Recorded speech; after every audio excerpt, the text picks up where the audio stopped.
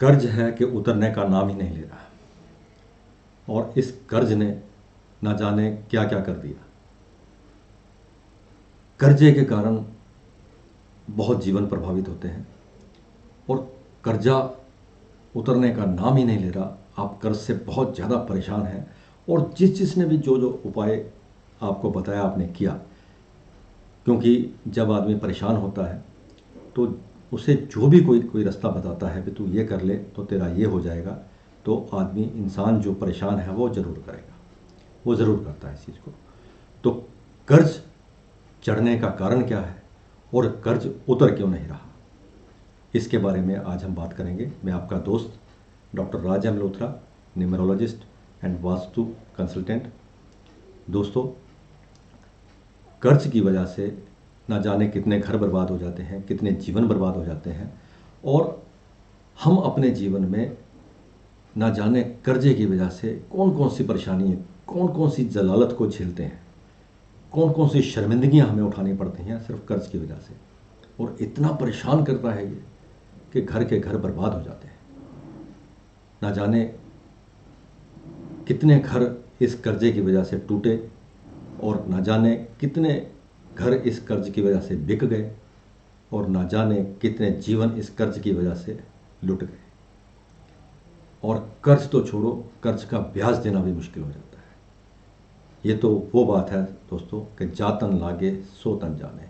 जो तो इज़्ज़तदार लोग हैं, जिनमें थोड़ी शर्म, थोड़ी अनख ये चीज़ है, वो हर कीमत पर कर्ज को उतारना चाहते हैं, वो हर कीमत पर कर्ज को उतारना चाहते हैं। तो आज मैं उन्हीं के लिए एक स्पेशल वीडियो लेकर आया हूं दोस्तों, कि 2 उपाय आपको बताऊंगा। बहुत ज़्यादा कठिन नहीं होंगे, क्योंकि कठिन उपाय तो आपने पहले कर रखे होंगे, लेकिन उपाय अगर हम ठीक तरह से करें और सही ढंग से करें उन उपायों को, तो वाकई में ही आपके जीवन में उस चीज़ का असर आता है। उपाय क्या है? उपाय एक रेमेडीज़ का वो तरीका है कि बारिश हो रही है और आपके हाथ में छाता है, बारिश भी हो रही है और आप भीगेंगे भी नहीं। तो उसी तरह उपाय आपको ये 2 करने हैं। वीडियो थोड़ी लंबी होगी, लेकिन आप सही में परेशान हैं तो ये इस वीडियो में आपका हल है। तो कर्जा किस तरह से उतरेगा और जीवन में दोबारा कर्जा ना चढ़े और आपका जीवन भी सुखमय हो और खुशियों से भरा हुआ हो, तो इस वीडियो को अंत तक ज़रूर देखना। तो दोस्तों, कर्ज उतरने के कई कारण हो सकते हैं। न्यूमरोलॉजी में भी वो चीज़ क्लियर निकल के आती है कि आपके पास कौन कौन से नंबर हैं जिन वजह से कर्ज आपको होगा ही होगा। तो आज हम उस विषय में नहीं जाएंगे, हम उस विषय में जाएंगे कि जो कर्ज है वो कर्ज किस तरह से उतरेगा। हम ऐसा क्या करें, हम ऐसा कौन सा उपाय करें कि जिससे हमारा वो कर्ज जल्द से जल्द उतर जाए और हमारा जीवन भी खुशहाल हो जाए। तो सबसे पहले हमें हनुमान जी की शरण में जाना है। हनुमान जी की शरण में आप पहले भी गए होंगे, बहुत लोगों ने बताया होगा, लेकिन जो मैं बताने जा रहा हूँ, जो विधि मैं जो तरीका बताने जा रहा हूँ, अगर आपने वो इम्प्लीमेंट किया है तो अलग बात है, अगर नहीं किया है तो आप उसको इम्प्लीमेंट ज़रूर करिएगा, ताकि आपके जीवन में आपको समझ में आएगा कि क्या परिवर्तन आपके जीवन में आया है। तो आपको हनुमान जी का चोला चढ़ाना है। सबसे पहले आपको क्या करना है कि आप घर के आसपास या कहीं भी कोई ऐसा मंदिर तलाश कीजिए जहाँ पर हनुमान जी की सेवा ज़्यादा ना होती हो। ना होती हो का मतलब ये है कि कई मंदिर ऐसे होते हैं हमारे घरों के आसपास कि जहाँ पर हनुमान जी की मूर्ति तो है, लेकिन बहुत ज़्यादा लोग वहाँ पे सिंदूर नहीं चढ़ाते। तो मेरा ये कहने का तात्पर्य आपसे इसलिए है कि वहाँ आप आराम से अपना काम कर सकेंगे। तो आपने सबसे पहले जो आपको सामग्री चाहिए, एक आपको मिट्टी का दिया जो आपने हर बार नया लेकर जाना है, तिल का तेल और जोत जलाने के लिए कॉटन, ताकि आप जाएंगे और जोत वहाँ पे जलाएंगे। और आपको चाहिए बढ़िया किस्म का सिंदूर, एक बहुत अच्छी क्वालिटी का सिंदूर आपने बाजार से लेना है। और साथ में लेना है आपको चमेली का तेल, चमेली का तेल भी आपको लेना है। और साथ में लेने हैं आपको लौंग, लौंग लेने हैं जो बहुत अच्छी क्वालिटी के हों, साबुत लौंग हों, वो आपको लेने हैं।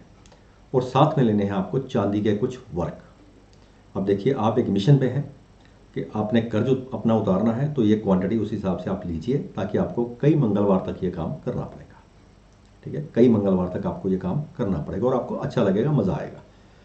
अब करना क्या है, मंगलवार के दिन आप सुबह, अगर कोशिश हो सुबह आप जाएं, ब्रेकफास्ट करने से पहले आप मंदिर में जाएं, और मंदिर में जा कर के आप उस जो दिया आप लेकर गए, उस दिए में आपने तिल का तेल या गाय का घी आपने जला डाल के उसमें जोत आपने जला लेनी है। वो जोत जलाने के बाद आपने नमस्कार करना है दीपक को, बटुक भैरवनाथ जी को नमस्कार करना है। और एक कटोरी आपने लेकर के जानी है स्टील की। उस कटोरी में आपने केसरी सिंदूर डाल लेना है, थोड़ा सा, उसकी थोड़ी सी क्वांटिटी आपने डाल लेनी है। 1-2 चम्मच आप डाल लीजिएगा उसमें अंदाजे के साथ। और उसमें आपने मूर्ति देख लीजिएगा, अगर हनुमान जी की मूर्ति बड़ी है तो उसके मुताबिक डालिएगा, अगर मूर्ति छोटी है तो 2 चम्मच, हो सकता है मूर्ति बड़ी हो तो 4-5 चम्मच आपको डालना पड़ जाए, तो ये उसके मुताबिक। उसमें आपने चमेली का तेल डालना है। अब चमेली का तेल डाल के आपने उसकी बड़ी अच्छे से पेस्ट बना लेनी है, अपनी इस उंगली के साथ बड़े अच्छे से पेस्ट आपने बना लेनी है। ठीक है, और लिक्विड हो ताकि वो अच्छे से अप्लाई हो सके। ठीक है, इस तरह से आपने बड़े प्यार से उसको घोल लेना, अच्छी तरह से पूरी तरह उसको मिक्स कर लेना है, ताकि वो पूरी तरह से अच्छी तरह से मिल जाए। और उसके बाद आपने, यदि आपको हनुमान रामायण की चौपाइयाँ आती हैं, हनुमान चालीसा तो देखिए दोस्तों सब जाके हनुमान मंदिर में पढ़ते हैं, और बुरी बात नहीं है, अच्छी बात है, हनुमान चालीसा पढ़नी चाहिए, और संकट मोचन हनुमान है, हनुमान चालीसा पढ़ने से बहुत भला होता है। लेकिन अब हमें क्या करना है, क्योंकि हम कर्ज से परेशान हैं, हमें हनुमान जी की स्तुति कुछ अलग तरीके से करनी है। यहाँ पर आपको रामायण की चौपाइयों का पाठ करना है। अगर आपको आती हैं तो ठीक है, अगर आपको नहीं आती तो सबके पास ये साधन होता है कि अपने मोबाइल पे किसी भी ऐप में डाउनलोड करके आप रामायण की चौपाइयाँ लगा दीजिए। सभी देवी देवताओं को अपनी स्तुति पसंद है, अपनी स्तुति सभी को पसंद है, लेकिन हनुमान जी एक ऐसे वाहिद देवता हैं कि जिनको राम जी की स्तुति पसंद है। अगर आप हनुमान जी के सामने प्रभु श्री राम का गुणगान करेंगे तो प्रभु आप पर प्रसन्न होकर आपकी सारी मनोकामनाओं को पूर्ण करेंगे। तो आपने हनुमान जी को राम जी की चौपाइयाँ सुनानी है। ठीक है, तो हनुमान जी की आपने उनके सामने वो मोबाइल के ऊपर चौपाइयाँ आपने रामायण की लगा दी, और साथ में आपने धीरे धीरे खुद भी बोलना है, आपको याद हो जाएंगी। अब आपने जो सिंदूर घोला है, उस सिंदूर से आपने हनुमान जी को चोला चढ़ाना शुरू करना है। हम चोला चढ़ाना उसको बोलते हैं जब हम सिंदूर अप्लाई कर रहे हैं उन पे हम सिंदूर उनकी मूर्ति के ऊपर अप्लाई कर रहे हैं। तो सबसे पहले आपने उस पाँव से शुरू करना है जो पाँव उन्होंने एक उठा के रखा हुआ है। एक पाँव उनका ज़मीन पर होता है, एक पाँव उनका शिला पर होता है, तो उस शिला वाले पाँव से आपने शुरू करना है। तो आपने माथा टेककर हनुमान जी की आज्ञा लेनी है कि हनुमान जी, मैं आपका चोला चढ़ा रहा हूँ, मुझे आज्ञा दीजिए और मेरी मनोकामना को आप पूर्ण कीजिए। तो इस तरह से आपने चोला चढ़ाना शुरू करना है। और रामायण की चौपाइयाँ लगी हुई हैं वहाँ पे, और बड़े भाव से आप चोला चढ़ा रहे हैं। और चोला चढ़ाते चढ़ाते आपके मन में ये विचार होना चाहिए कि हनुमान जी, मैं कर्ज उतारना चाहता हूँ, बहुत परेशान हूँ, मेरा घर सारा परिवार मेरा बहुत परेशान है इस कर्ज की वजह से, और कर्ज मैं उतारना चाहता हूँ, बहुत जलालत झेल रहा हूँ, बहुत बेइज्जती झेल रहा हूँ, और मैं आपसे निवेदन करता हूँ, साथ में आप चोला चढ़ा रहे हैं, मैं आपसे निवेदन करता हूँ कि मेरा कर्ज उतर जाए, मैं भी कोई खुशहाली की जीवन जी लूँ, और मेरा ये कर्ज, जिस कर्ज में के भंवर में मैं डूबा हुआ हूँ, क्योंकि एक बार जब ये कर्ज चढ़ जाता है तो उसके भंवर में आदमी डूबता चला जाता है। कर्ज तो छोड़ो, उसका ब्याज तक देना मुश्किल हो जाता है, कई बार बैंक की ईएमआई देनी मुश्किल हो जाती है दोस्तों, जिस वजह से हमें घर बेचने पड़ जाते हैं, लोग गाड़ियाँ उठा करके ले जाते हैं, और समाज में बहुत ज़्यादा बेइज्जती होती है इस वजह से। आपने बड़े प्यार से, बड़े भाव से आपने हनुमान जी को निवेदन करना है, बड़े मन से निवेदन करना है कि हनुमान जी, मैं कर्जा देना चाहता हूँ, मैं लोगों का पैसा देना चाहता हूँ, मेरी नीयत ऐसी नहीं है कि मैं पैसा किसी का मार जाऊँ, मुझे समझ ही नहीं आ रहा कि मैं किस तरह से उतारूँ, कोई साधन ही मेरा बन नहीं पा रहा। तो आपसे निवेदन है कि आप मेरा साधन बनाओ, आप मेरी मदद करो, आप मेरी सहायता करो हनुमान जी, हे बालाजी महाराज आप मेरी सहायता करो। और बड़े भाव से आपने सिंदूर को चढ़ाना है। अब सिंदूर चढ़ाते चढ़ाते आप ये भाव से कह भी रहे हैं ठीक है। अगर भाव में आपके आंसू भी निकले तो अच्छी बात है, कोई बुरी बात नहीं इसमें। अगर भाव में आपने चढ़ाते चढ़ाते आपके आंसू निकल रहे हैं, कोई बुरी बात नहीं। प्रभु के पास सबसे अच्छा वही प्रसाद होगा कि जो आपके आंसू निकलेंगे। और बड़े भाव से आपने वो चढ़ाना है। और चढ़ाने के बाद आपने वो जो लौंग आपके पास है, उस लौंग से आपने हनुमान जी के गले में यहाँ पर बड़े सुंदर बड़े भाव से आपने एक एक लौंग को इस तरह से नेकलेस की तरह लगा देना है, ठीक है। जैसे आपने एक लौंग का हार बना के हनुमान जी को चढ़ा दिया। और 2 लौंग उनके कानों पर आपने लगा देने हैं, 1 लौंग आपने उनके माथे पर लगा देना है, तिलक की तरह। और 5 से 9 लौंग आपने उनकी जो संजीवनी बूटी उन्होंने उठा रखी है उस पर लगा देने हैं। ये लगाने के बाद आपके पास चांदी के वर्क हैं। एक वर्क आपने हनुमान जी के मस्तक पर लगाना है जहाँ उनका मुकुट है, एक उनकी छाती पर लगाना है, एक उनकी संजीवनी बूटी पर लगाना है आपने, और एक लगाना है उनकी हनुमान जी ने जो गदा उन्होंने हाथ में उठा रखी है उसके ऊपर आपने वर्क लगा देना है, ठीक है। फिर उसके बाद आपने उनको नमस्कार करना है। और 8 लड्डू आपने प्रति मंगलवार को लेकर के जाने हैं। उनको 1 लड्डू से आपने भोग लगाना है हनुमान जी को, बड़े भाव से भोग लगा करके और माथा टेकना है। माथा टेक करके आपने बड़े भाव से वही प्रार्थना करनी है कि हनुमान जी बहुत परेशान हूँ, आपको प्रभु श्री राम जी का वास्ता है। यहाँ पर आपने थोड़ा सा प्रभु श्री राम का वास्ता हनुमान जी को देना है कि हे मेरे प्रभु, आपको मेरे प्रभु श्री राम जी का वास्ता है, मेरा कोई साधन बना दो, मेरा कोई रास्ता बना दो, मुझे कुछ समझ में नहीं आ रहा, मैं क्या करूं।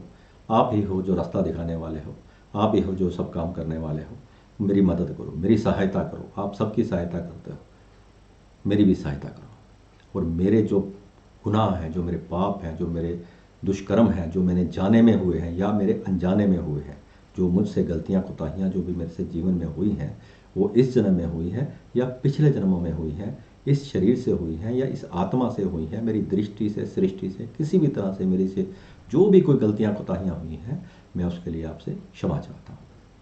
ये क्षमा मांग के आपने आरती करनी है हनुमान जी की।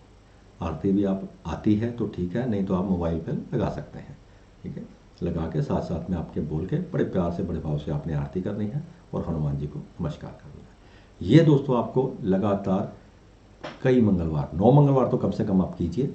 और उसके बाद मुझे कहने की ज़रूरत नहीं पड़ेगी, आप खुद ब खुद करेंगे। उसके बाद आप दूसरों को बताएंगे कि भैया इसको इस तरह से करो और तुम्हारी भी परेशानी खत्म हो जाएगी। अब मैं दूसरा उपाय बताता हूँ आपको। दूसरा उपाय आपको करना है कि आपको एक सूखा नारियल लेना है। सूखा नारियल दोस्तों क्या होता है, इसमें भी अलग अलग किस्म है। मैं इसमें एक फ़ोटो आपको दे रहा हूँ कि वो नारियल आपको राशन वाली दुकान से मिल जाएगा। उसको वो गरी उसको कहते हैं। उसको ऊपर से थोड़ा सा काट देना है आपने। काटने के बाद उसमें आपने एक मिक्सचर को भरना है। वो मिक्सचर क्या है, आपने थोड़े तिल ले लेने हैं, चावल ले लेने हैं और शक्कर ले लेनी है और एक देसी घी ले लेना है थोड़ा सा। इसको आपने कटोरी में मिक्स कर लेना है। उतनी क्वांटिटी में मिक्स करना है जो आप उस नारियल में भर पाओ, पूरी तरह से उसमें भर दो आप, ठीक है। इसको आपने मिक्स करके उस नारियल में जो आपने शेल लिया होगा एक, उसमें आपने इसे भर देना है। और भरने के बाद उसके ऊपर थोड़ा सा घी लगा के वो जो ढक्कन आपने काटा है उसको बंद कर देना है। अब ये बंद करने के बाद ये उपाय आपको शनिवार को करना है। ये ध्यान रखिएगा, जो नारियल वाला बता रहा हूँ, हनुमान जी वाला आपको मंगलवार को करना है। तो इस उपाय को आपने कैसे करना है कि वो आपने नारियल भर दिया। अब भरने के बाद आपको किसी भी शनि मंदिर जाना है। किसी भी शनि मंदिर में आप जाएंगे तो वहाँ आपको पीपल का वृक्ष मिल जाएगा। किसी भी अगर शनि मंदिर जाएंगे तो वहाँ आसपास आपको पीपल का वृक्ष मिल जाएगा। अगर नहीं है तो आपने पीपल का वृक्ष ढूंढना है, ठीक है। जहाँ लोग पूजन करते हों तो ज़्यादा अच्छी बात है, आपने वो वृक्ष देखना है। तो जो नारियल आपने लिया है ये आपने उसकी जड़ में रख कर आना है या उसके तने में कहीं आप रख दीजिए। वो लुढ़के ना, इस हिसाब से आप रखना है आपको कि उसको आपको रखना है वहाँ। और एक मिट्टी का दिया आपने लेना है, वहाँ पे सरसों का तेल डाल के उसमें जोत आपने जलानी है। और जोत जलाने के बाद शनि महाराज जी को प्रणाम करके आपने अपने पितरों को प्रणाम करना है। अपने पितरों को याद करना है, अपने वहाँ बैठ के बड़े भाव से, बड़े मन से अपने पितरों को याद करना है। और पितरों को किसको? आपके दादा पक्ष, मान लीजिए आपके पिताजी, उनके पिताजी, उनके पिताजी, 3 पीढ़ियों तक आपने याद करना है। आपकी माताजी, उनकी नानी जी और परनानी जी, आपकी दादी परदादी तक आपको याद करना है। और अपने नाना पक्ष और दादा पक्ष, ये 2 पक्ष होते हैं, ये 2 पक्ष को आपको याद करना है। ठीक है, इनको याद करके और बड़े भाव से आपने इनको नमस्कार करना है, अपने माइंड में विजुलाइज करके। अगर नाम याद हो तो बड़ी अच्छी बात, नहीं याद हो तो अपने मन से आपने याद करके इनको और नमस्कार करना है। नमस्कार करने के बाद अपनी जो भी जाने अनजाने में जो गलतियां आप उनके प्रति कर रहे हो उसके लिए आपने क्षमा मांग लेनी है। दोस्तों, पितरों का अगर आपके ऊपर दोष रहता है तो आप कर्ज में डूब जाते हैं। हमें नहीं पता चलता और ना ही हमें कहीं उपाय इसके नज़र आते हैं कि हम करें तो करें क्या। ज़रूरी नहीं कि उपाय कराने वाला भी आपका ठीक उपाय करा रहा हो, लेकिन जो आप खुद से कर रहे हैं वो ठीक है, जो आप अपने भाव से कर रहे हैं वो ठीक है। जब भगवान को भाव पसंद है तो भाव से हम काम करेंगे। हम खुद कर रहे हैं तो वो हमारे भाव को समझते हैं।